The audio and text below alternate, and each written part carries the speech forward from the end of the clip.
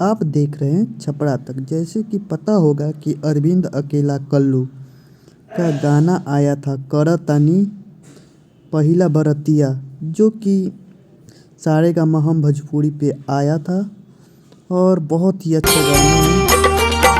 बहुत ही कम व्यूज आया और गाना तो कहिए मत, इतना अच्छा गाना है कि सुनने के बाद आपको पता ही नहीं चलेगा कि कैसा गाना है।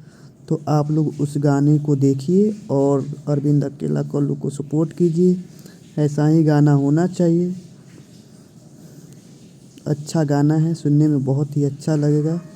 अगर आपको हमारी वीडियो अच्छी लगती हो तो हमारे चैनल को सपोर्ट कीजिए, हमारे चैनल को सब्सक्राइब कीजिए और बेल आइकन को प्रेस कीजिए। ऐसे ऐसे आपको गाना सुनने को मिलता रहेगा। तो करतानी पहिला बरतिया आप लोग सुनिए, सपोर्ट कीजिए। धन्यवाद।